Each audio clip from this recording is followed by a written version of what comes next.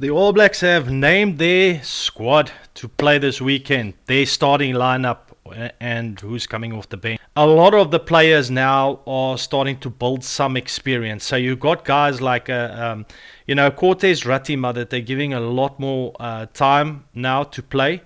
And I think that's important. According to them, the only players not available due to injuries is Fletcher Newell and Ruben Love, which Ruben Love hasn't had a lot of game time anyway. Fletcher Newell, very important for their team, such a good scrummager. He's out, but then Ethan de Groot back in the team. So very experienced, so a great replacement. So it's not like it's weakened the team all that much. Interesting to see that this week I don't see that Blackadder's in the mix. They're not saying that he's injured, but I thought Ethan Blackadder would be in the mix, but not this week. And maybe looking for size again. Always felt that if Wallace Satiti get enough game time with his size and just the way he plays, he's going to be a starter for the future, I think, for the All Blacks. Anyway, let's start with the start there. So the three props there, we've got Ethan de Groot, Cody Taylor, Tyrell Lomax. You're not going to get better for a start there. You can see like a Cody Taylor on 91 tests now. Very experienced. Ethan de Groot and Tyrell Lomax also not light in experience. Then there off the bench, you will see that Tossi's been pulled back in the team from the bench with Tamati Williams. So the two of them will be really good to see how they come on in that forward pack. Tamati Williams has been outstanding. Want to see what Tossi's going to do. He might, we'll see how he matches up to the Wallabies this week, how he's going to handle that. But I think he'll be really good. And then Osafo Moa, that's a great, impact player to come off the bench. Only 12 tests, but he's played so well, So a very good starting pack there. Then you got Scott Barrett and Tupou Vaa'i, now your established, starters for the All Blacks. Vaa'i was so good against the Springboks. And let me tell you one thing. I looked at that game again against the Springboks. The All Blacks played very well, guys. They were phenomenal over the breakdown. If Damian McKenzie put his kicks through, the All Blacks could have won that last game. So against the Springboks. So it could have easily been a win for them walking away from that game. And I think that's the way they got to see it. But yeah, I mean, that team generally looking very good for me, and now I feel a bit more confident when I'm looking at a Tupou Vaa'i there with a Barrett, and just how good they were, in the lineouts. They're starting to become a really good new combination there. And then of course off the bench, Sam Derry, or Sam Derry, as you want to say it. That guy also, great guy to come off the bench. So a pretty good lock combo there between the three of them. Then going to the loose forwards, I like this loose forward starting team. It was similar to that last game against the Springboks. Satiti, Sam Cane and Ardie Savea.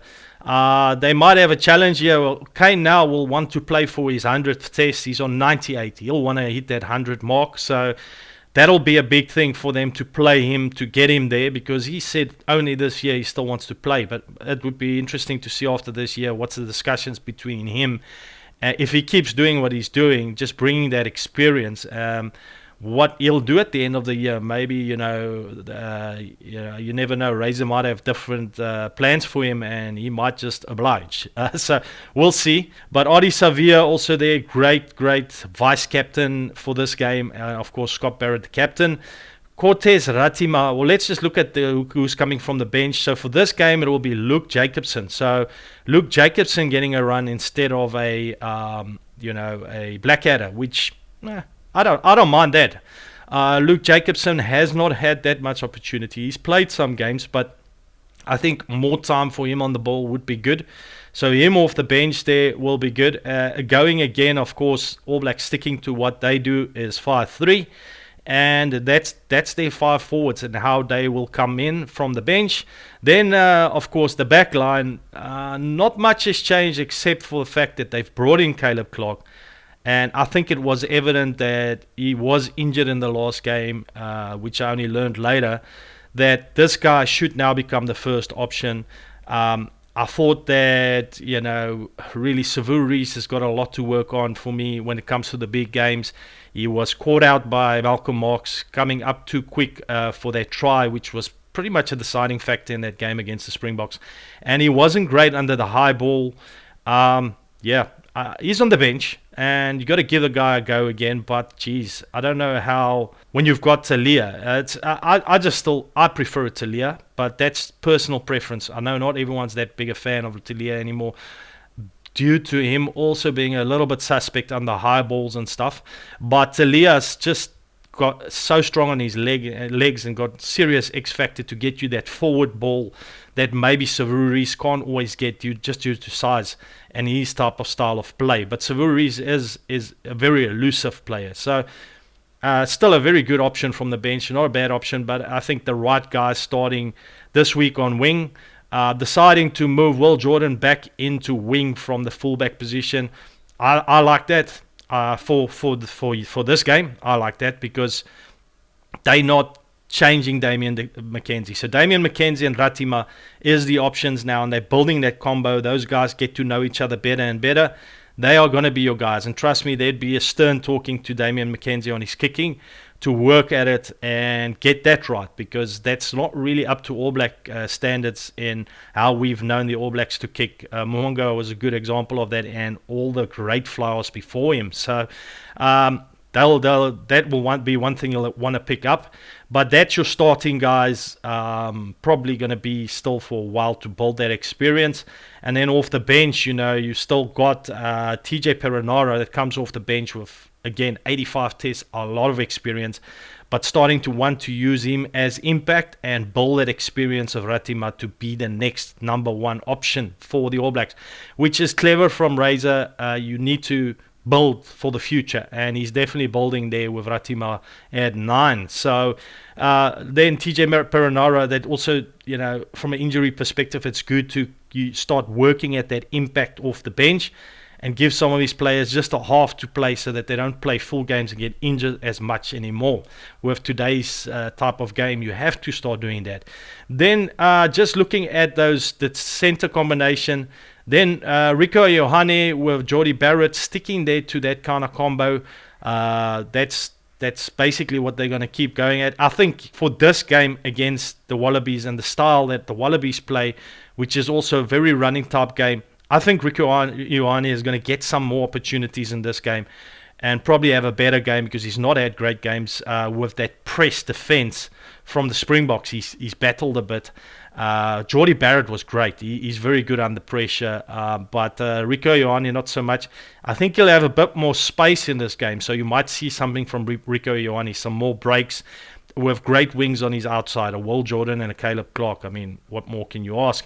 And then Bodie Barrett back in on fullback. I think, the times that he was so good against England coming off the bench, and then in between he's had okay games, but he's not, since that England game, not been great. So he gets a start this time on fullback, and let's see. He's got to put up his hand and say, I want to make this my position, because they're going to keep tossing it around between a Will Jordan and him. Maybe a Perofeta comes back in the mix again, because, I don't know. As you can see then there, for this game, still no Perofeta back in the mix. But you never know. Depends on how they're going to perform this week in this Bledisloe Cup.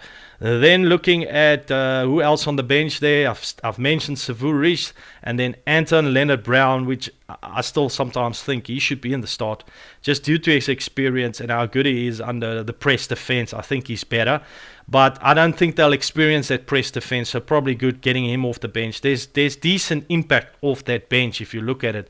Tamati Williams and Omoa stand out to me there as two of the biggest impact players, and then Anton Leonard-Brown and TJ Perenara on the backline. But guys, this is a good team. It's not a bad team to feature. It's a really good team to feature against the Wallabies. Now, the Wallabies, I don't think have named their starting lineup, but things that the Wallabies will also be featuring a stronger team this time with Piasami back and Fraser McRae back. Big two names there, to come back in this team because they need everything they can get against the All Blacks. So I don't think this week, guys, my opinion is I just don't think it's going to be one of those games is what happened, what Argentina did to the Wallabies. I don't think that'll be the case here. I just think it is a big occasion. It's the Bledisloe Cup. The Wallabies will be hurting. The All Blacks will also be hurting. Both of them will want to go out here and just give it all. I think it's going to be one of those epic Bledisloe Cup games. I don't think it will be a runaway. I just don't know why. I think it's going to be a close one, man. I don't know why, but I just get that feeling. And I mean, if you look at this team now from the Wallabies, Alatoa's there. All the main guys are there now, you know. Fraser McWright coming back in the team. Just the difference what Fraser McWright does in his leadership qualities, but also just his general aggressiveness over the ball. He's good. He's really good. You know, the normal names, Tom Hooper also around there.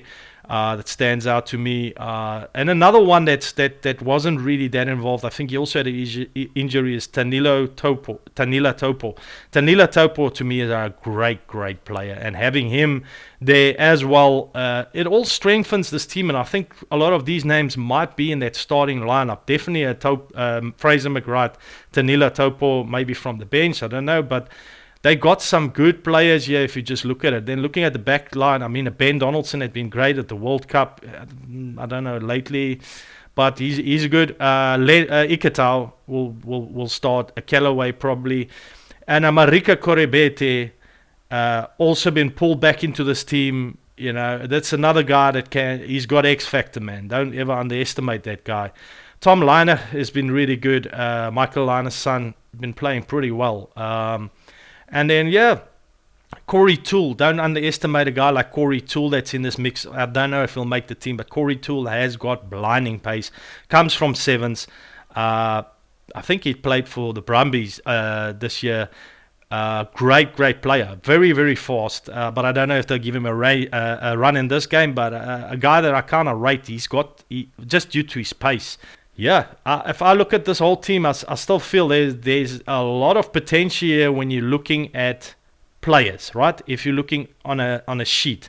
But the real question here, what I think it comes down to is, number one, I don't think there's a question that the Wallabies will come with a lot of ferocity in this game. Playing in Sydney at home, they will feel they have opportunity.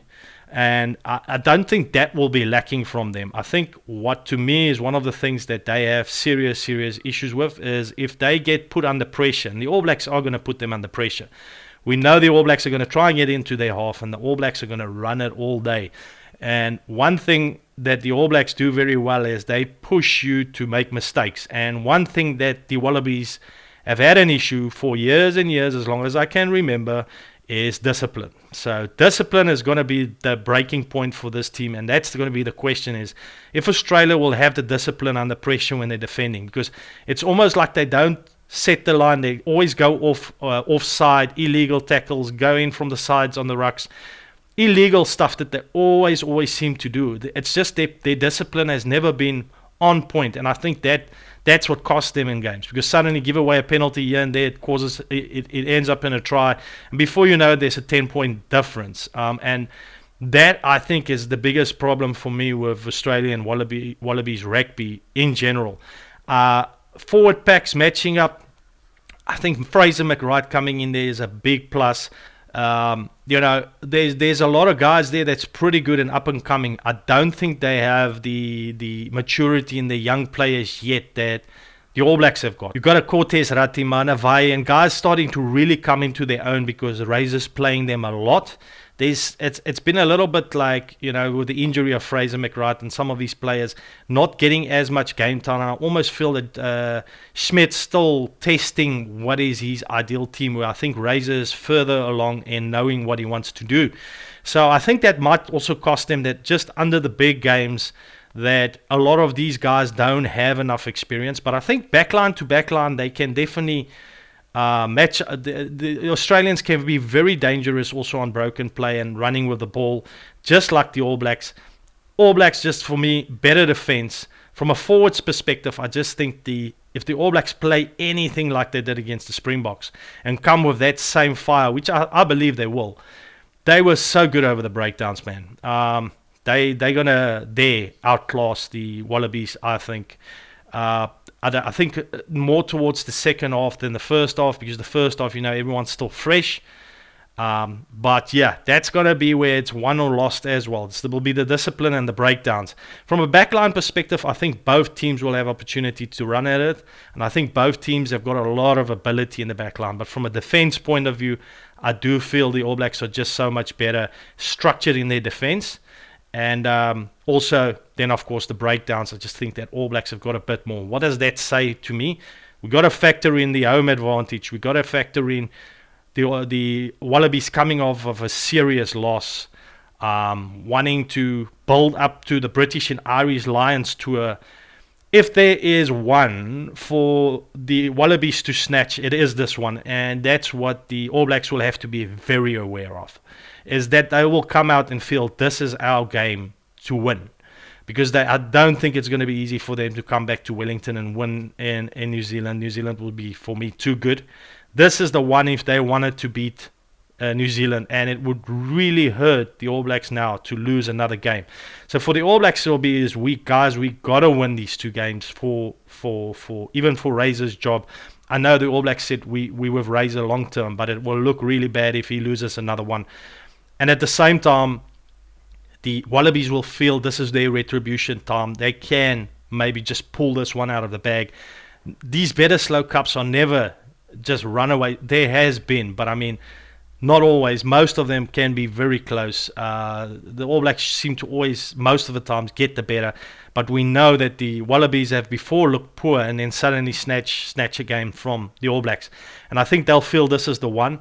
For all those reasons, I feel that will be a lot of momentum with the Wallabies.